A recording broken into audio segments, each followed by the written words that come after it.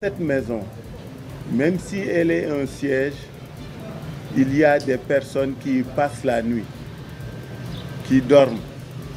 Au moment des faits, ces personnes dormaient et on a incendié leur habitation. Qu'est-ce qui aurait pu se passer s'ils n'avaient pas fait preuve de diligence pour essayer de limiter les dégâts? Nous aurions connu encore une fois des dégâts humains, puisque nous aurions enregistré des morts. On rend grâce à Dieu que, heureusement, nous n'avons enregistré aucun décès ni aucun blessé matériel humain. Mais je voudrais encore une fois réitérer mes excuses et massaou tous les voisins, parce que c'est ainsi qu'on a vécu depuis plus de 40 ans. Nous nous connaissons, nos enfants se connaissent.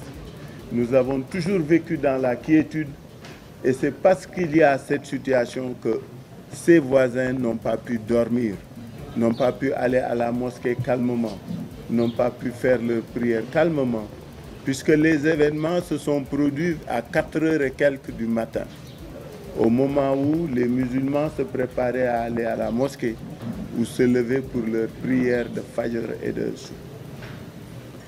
C'est triste, c'est dommage que l'on puisse assister encore une fois à de pénibles spectacles.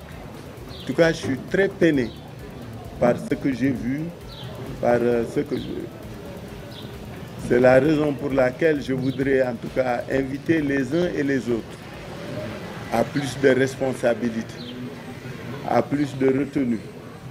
Cette campagne électorale, elle est spéciale.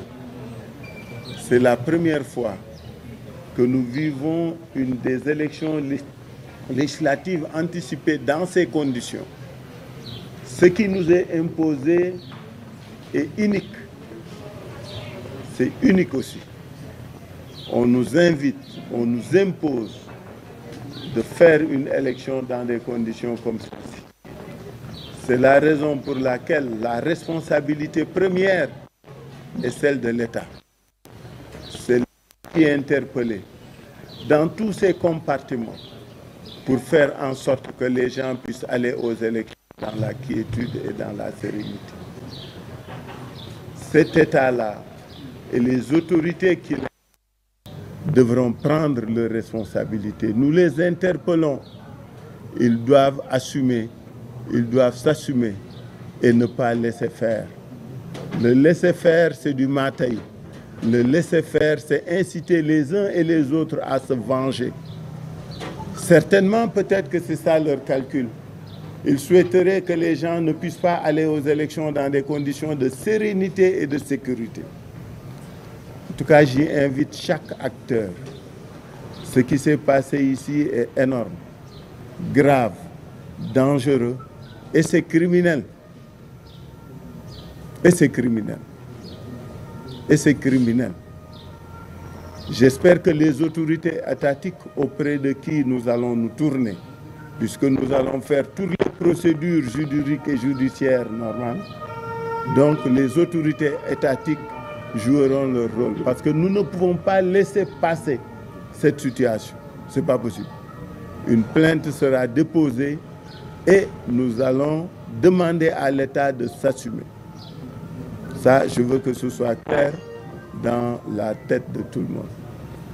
Maintenant, quid des circonstances et des causes? Je n'ai aucun commentaire à faire puisque je n'y étais pas. Et j'invite les uns et les autres à faire preuve de responsabilité et de sérénité. Une élection, c'est un débat d'idées, c'est des échanges. La violence n'y a pas sa place. Donc, ma wax ne maa ngi bég lool mais naqar bégte boo xam ne la dafa ànd ak kersa ak rus. À la limite da ngay sax am toroxte parce que li fi xew ci fajar 4h du matin, parce que kër gi dafa ami caméra ami lépp ñi fi ñëw xam nañ leen gis nañ leen xam nañ kañ lañ egsi xam nañu kañ lañ kii xam nañu ku nekk ci yow xam nañu li nga def ay caméra fi ne bi ñuy egseeg ba ñuy précurseurs yi jëkk a ñëw ak dellu ak ñi ñëw ba gars yi commencé tout est filmé parce que réew mi moo demee noonu léegi ku nekk da nga war fagarlu.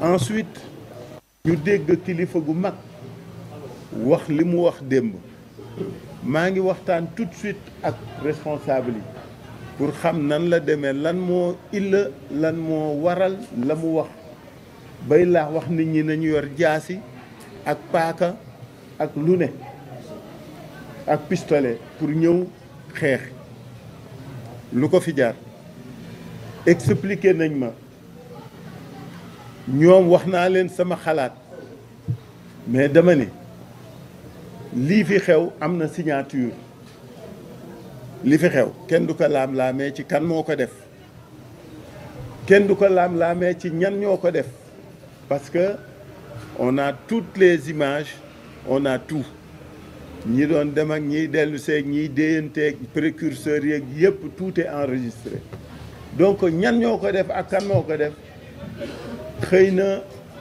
yëgaloon nañ ñu mais fooguñu woon ni sooy def da ngay ñëw def ko ci lieu d'habitation moo tax ma am kersa gu rëy man am métit bu rëy parce que fii ñu ngi fi dëkk depuis plus de 40 ans kër yi yëpp ñoo màggandoo seen doom yeeg ñi fi ne ñoo màggandoo dañu xamante depuis 40 ans histoire musul am suñu diggante donc moo tax ma dem baalu leen jéggalu leen parce que su kër gi nekkul woon siège li ñu dund duñ ko dund ñoom ci ñu yàq seen jàmm yàq seen waajtaayu julli fajar ba am na waa kër Masek Ndiaye parce que ñun ñëpp xamante ni ñoo waa kër Ousmane Masek Ndiaye yi oto bi ñu toj waa këram la gorom moom oto bi oto baa nga fële oto bi nekk fële lu mu jotee kër gi ñu dem fekk oto bi fa mu ne ñu toj ko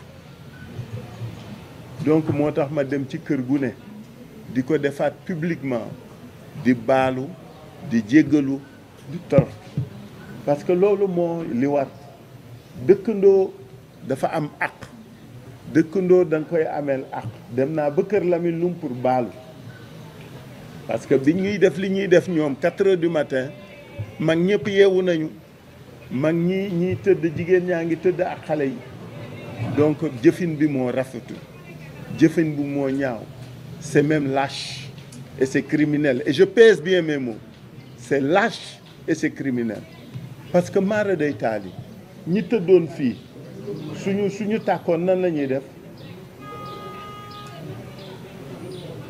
ñi tëddoon fii mënoon nañu xoyamu mënoon nañu lakk ba jeex donc c'est criminel et c'est lâche parce que soo xoolee ci vidéo yi niñ doon sànnee sax nga xam ne yëfu ragal la suñu ñemewoon dañuy dugg ci kër gi mais taxaw fële di sànni ay lacrymogène ak ay cocktail molotov ak yooyu du yëfu góor du yëfu gor dama ni politique gu léegi ñu bari xàmmee tuñ ci seen bopp wax ju ñaaw def lu ñaaw jëf ju ñaaw c'est-à-dire ce n'est plus un problème de liberté c'est un problème de licence c'est-à-dire ku neex lu la neex wax nu la neex waxe ko parce que dara li mu nar jur mooy sama maas gi nga xam ne bàyyi woon nañu xeex dellu si nag di xeex parce que nag dama ne gars yi yenn yi ñëpp ko mën si nous on a décidé ñu bàyyi yenn yi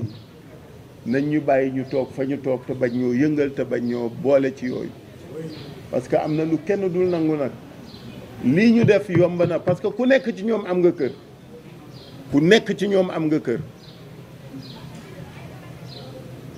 ku nekk ci ñoom am nga kër te ku nekk ci ñoom xam nañ fa nga dëkk buñ may wax loo moi cette affaire vous m'avez vu j'ai pris beaucoup de recul parce que dama ni li war mooy nañu def débat bu serein débat wu d'idée débat de projet ku ci am sa dooleeg sa wax ju ñaaw nga téew et les Sénégalais tranchent mais lii rafetul jekkul